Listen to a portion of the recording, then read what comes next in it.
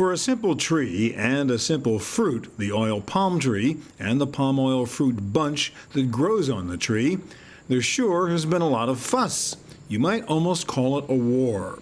On one side, environmental groups and health advocates argue that palm oil is awful. They say it's high in fatty acids, causes stroke and heart disease, and the farmers who grow palm oil and their corporate masters are destroying the rainforest, killing orangutans, and contributing to global warming. But there is another side in this battle. Palm oil supporters say the fruit is unusually rich in nutrients, a powerful source of vitamin A and vitamin E, and with unique antioxidant qualities. The farmers who grow palm oil say it is the most efficient vegetable oil in the world, using far less land than its competitors, canola oil and soybean oil. They say they're not destroying the forest. Oil palm trees are the forest. And palm oil advocates argue that no other plant in nature provides so many different, usable products and helps to feed the world's growing population. Palm oil is present in thousands of different food products. So who is right? Is palm oil nature's curse or nature's blessing? Or can it be both? We went to Malaysia, one of the world's major suppliers of palm oil, to find out the truth. This is what the fuss is all about, the oil palm tree. Now, the farmers who grow palm oil here say this is a blessing from nature. It is a healthy, abundant, economical source of food. But the environmentalist critics disagree. They say it is a curse. It is destroying the forest, increasing carbon emissions, and threatening the very existence of Malaysia's orangutans. For what it's worth, Wall Street thinks palm oil is great. There were two gigantic IPOs last year, one you heard of, Facebook, and one you probably didn't hear of, Felda. Felda is a Malaysian company and the world's largest owner of palm oil plantations. The Facebook offering price fell after its initial public offering. The Felda IPO doing very well, thank you, now well up over its initial offering price. The offer price was 4 ringgit and 55 cents. So there's an increase about 86 cents, nearly about 70%. We are the second biggest IPO in the world after Facebook. Of course, we did better than Facebook. We have got a solid track record of business profitability, solid asset, and I think the potential for growth is there. Felda's CEO says there are other good reasons for its successful IPO. We are backed by a solid asset. In fact, we are the third largest plantation owner in the world, and we supply the largest crude palm oil in the world, 3.3 million tons of crude palm oil. Yaw Chun Soon is the former president of the Malaysia Stockbrokers Association. The interesting thing is that it was oversubscribed, and you have a lot of international investors who were very keen even in taking up. And basically we are talking about palm oil plantation, and it's huge business. Malaysia has been one of the forerunners in terms of production of crude palm oil, and it's bringing a very good pricing also. If you look at it, the high for this year on the CPO price is about 3,600. It went down to a low about 2,800, but it's holding about 3,000. And in terms of our yield, it has been very good here. So this is really a country, where you have abundant rain, you have the right soil, everything is just there. And so I think any investor who really want to be in this palm oil industry, they must have a share into this Felda. Felda is not a newcomer to global trade. It's been around in one form or another for more than 65 years. Felda was established in 1956 under the Federal Land Authority Act of Parliament. This was established with the help of World Bank loan. And this is among the few successful World Bank projects involved in social engineering and giving land to the landless, giving job to jobless. In fact, it's trying to eradicate poverty among the farmers in the rural areas. It's been a successful project. Indeed, it has been successful, turning over 100,000 plantation workers into landowners. Okay, the first 50 years in terms of the program of the social engineering in trying to alleviate poverty among the rural farmers, that has been successful. Because of the 112,635 settlers, they have got land now. The income is above the average of the Malaysian national average income. The children are successful, got a good education. They got better houses now, better quality of life.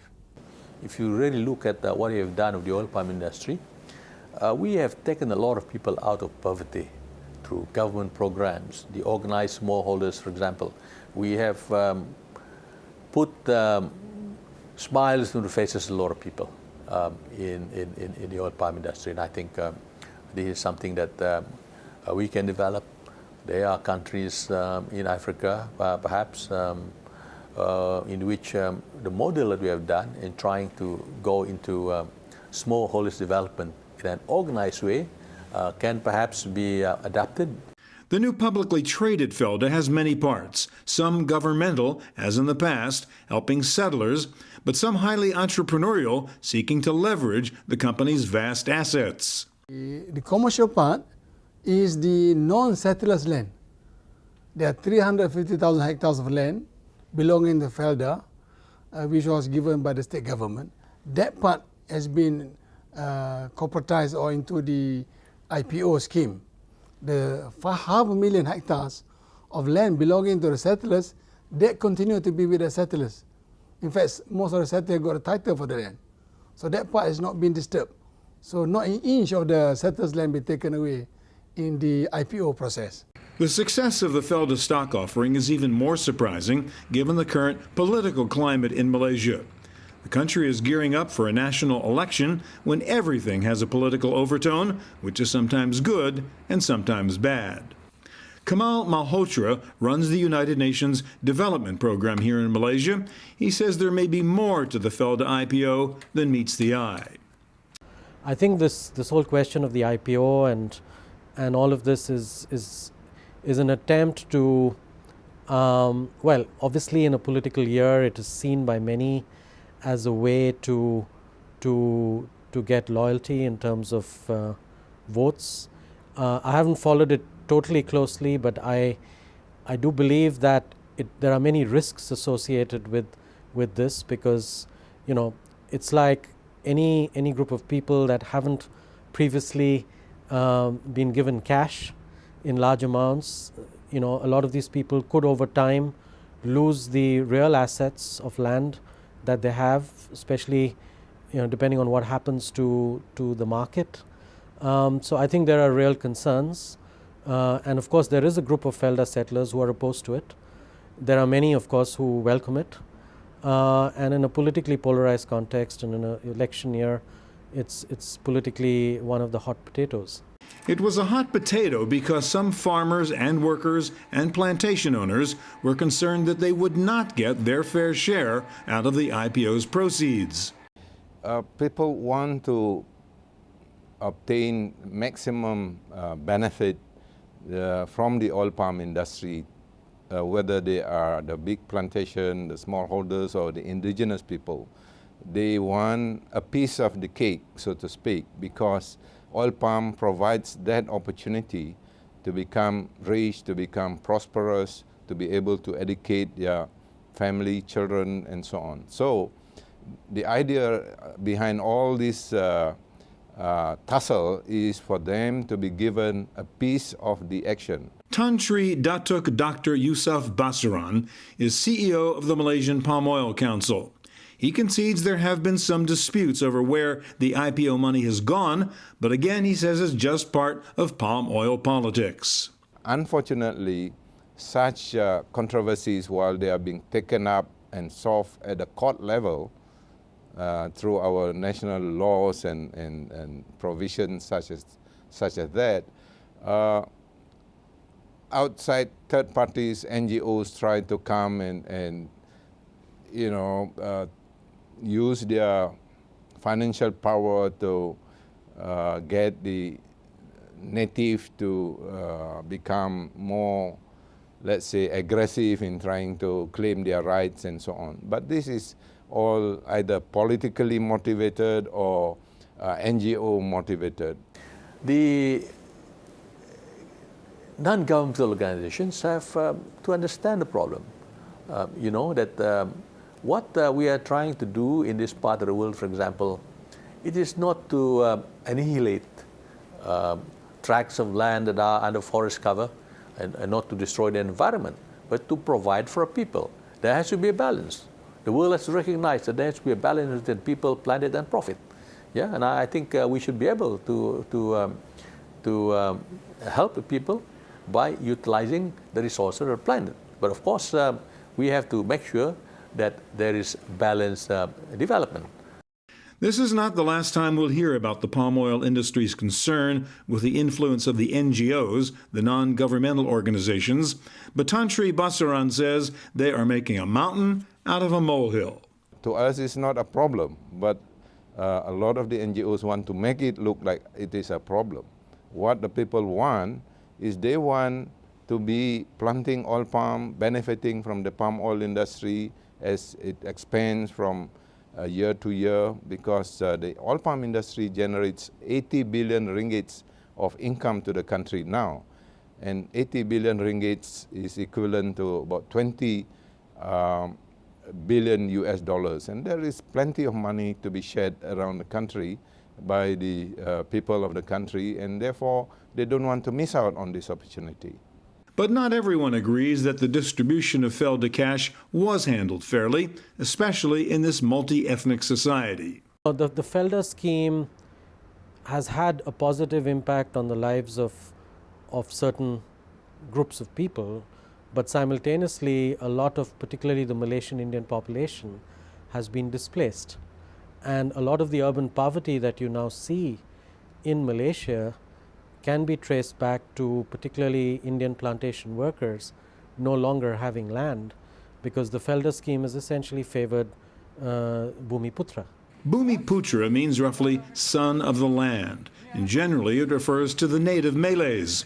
As we'll see later, there are some tensions among Malaysia's major ethnic groups, the Malays, the Chinese, and the Indians.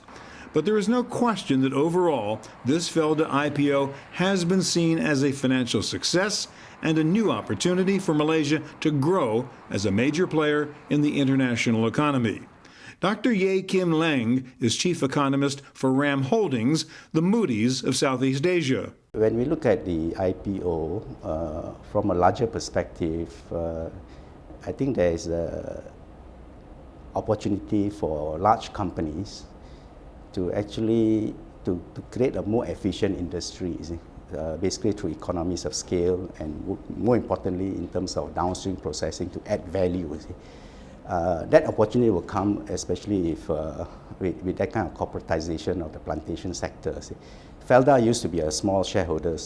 It's more like a rural development scheme created by the government to help the rural poor. Now it's basically an aggregation of the smallholders, and now they have the opportunity to become one of the top 5 commodities giants in the world. So that opportunity, I think, will come with this IPO.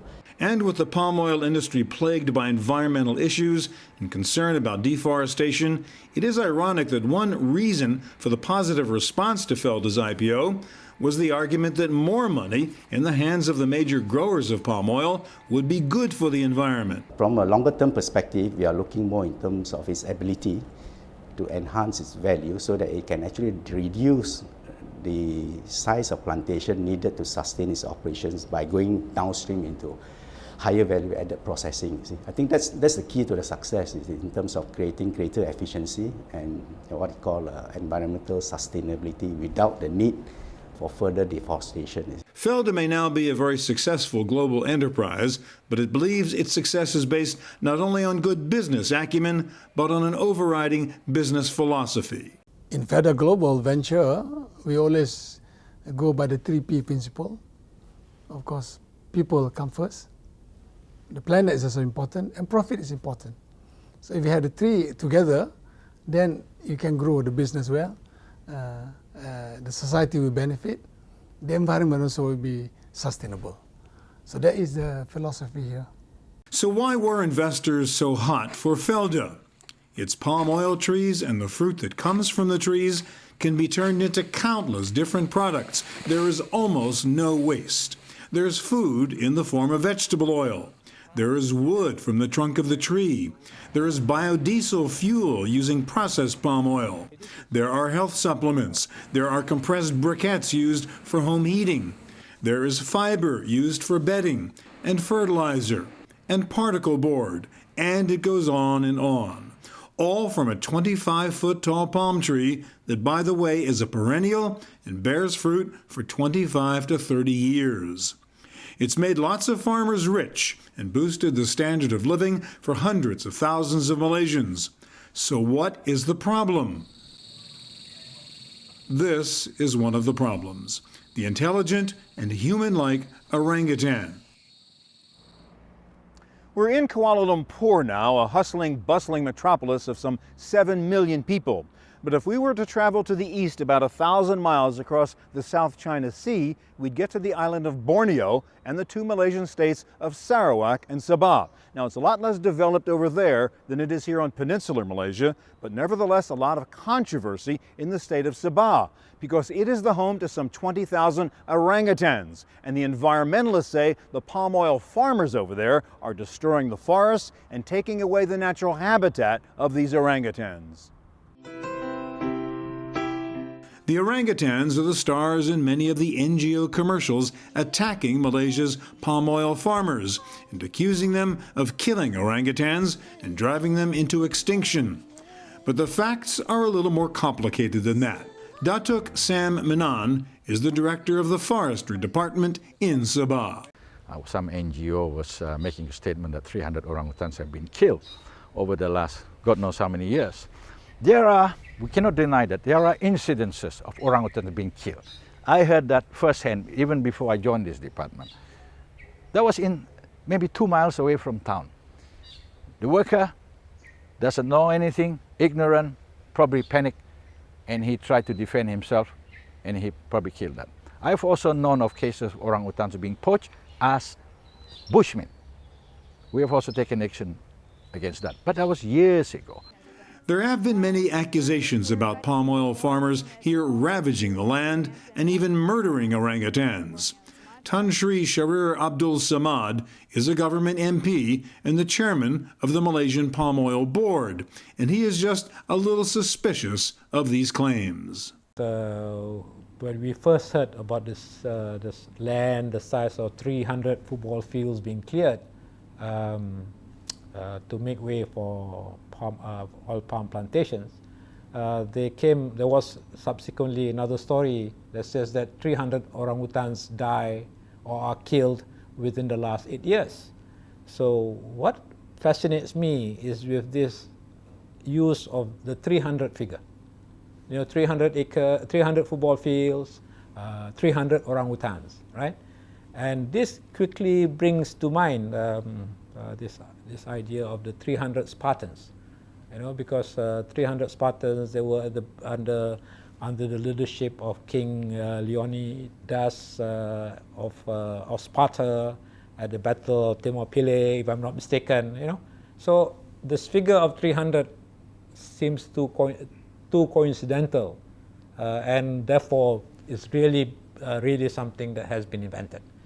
Part of the problem with the fate of the orangutans goes back to colonial history here and a land plan that the British developed based on the principle that land should be used in a way that brings the most benefit to the most people.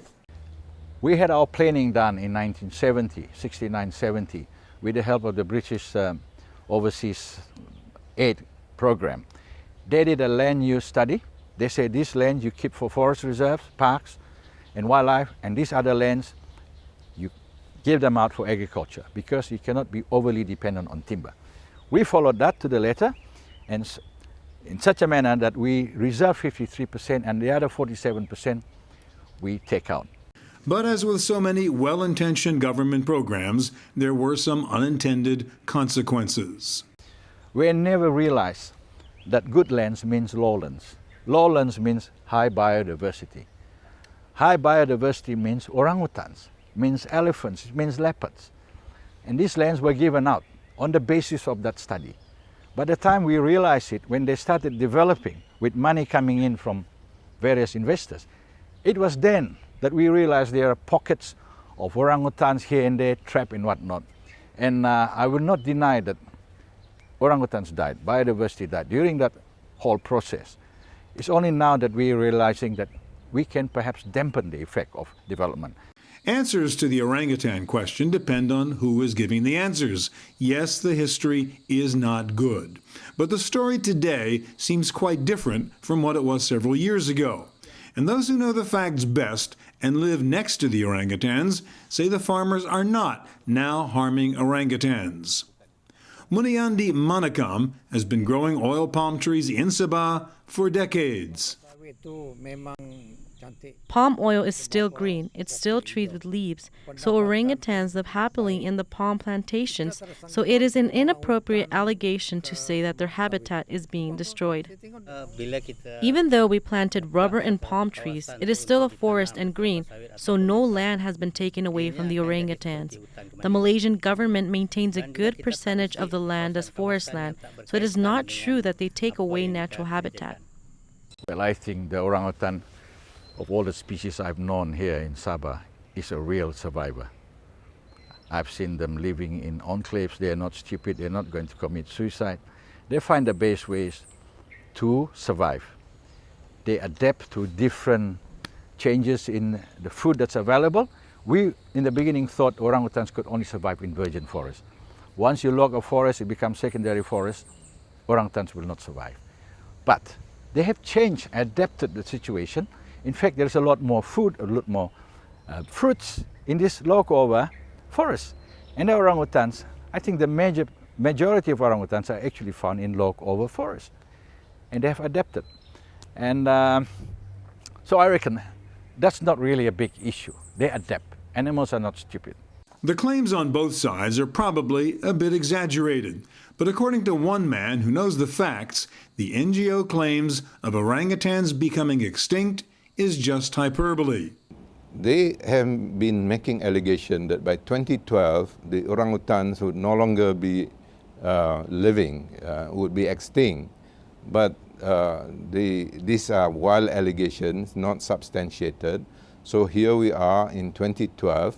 We still have as many orangutans as we have maybe 10 years ago or 20 years ago. That is simply because in the states in Sabah and Sarawak where the orangutan exist indigenously, they don't exist in the Peninsular Malaysia, these states still maintain a huge percentage of their state land area under forest, permanent forest. And the orangutans are to be survived by the availability of this permanent forest. Because the permanent forests are still intact to, as I said, more than 50% of the state land area, total land area of the two states. So there is no way that the orangutan can simply diminish or go extinct because they have the forest. Nobody is taking the forest away from them. The future for these beautiful creatures is certainly better going forward than it was in the past. The era of confrontation seems to have been replaced by a new era of cooperation. While we are being criticized about about habitat loss, we are not just not completely standing still, not doing anything about it, because in fact all the plantation companies that are involved in that area where the orangutans are quite willing to work together, and in fact they have been working together with the state government and other agencies of the state government in conservation work. And there do seem to be serious efforts to correct the environmental mistakes of the past. How do we correct that? We try to correct that by creating other reserves like wildlife sanctuaries, which is very expensive. You have given out land, they have titles. You can't just grab it. This is not a communist country. This is a democracy. We have to pay, acquire, pay, cost tremendous sums of money. Then we try to improve on the practices of the oil palm companies, leave the riparian reserves, build up corridors. At least the animals can move to our forest reserves through these corridors. And going back to the question, yes, the past is causing us the problems now, but which we are addressing. In fact, the very companies which were once accused of killing orangutans are now contributing money to support orangutan conservation in cooperation with the World Wildlife Federation. One of the plantation companies was willing to donate or even to surrender 80,000 hectares of his own land, so towards conservation, working together with WWF. And you don't get companies to do that so easily. And I think is a measure of their commitment of the plantation industry, of the oil palm industry, to work together with agencies like the WWF on issues like conservation. The man in charge of forests here in Borneo says the orangutans are now doing quite well. We still have plenty of areas which we have set aside for conservation, and it has not wiped off any species whatsoever. I reckon, and this is my catchphrase, if the orangutan is going to survive as a species in this earth, it will have the best chances here in Sabah. There's much more ahead on Malaysia, the palm oil business, and the environmental issues here. Join us next week when we look at strategies for halting deforestation, dealing with the special environmental problem of wetlands and peatlands, and Malaysia's report card on meeting its goal of becoming a Tier 1 global economy by the year 2020. That's coming up next week on Palm Oil, Nature's Blessing or Nature's Curse. Reporting from Malaysia, I'm Stuart Chaffee.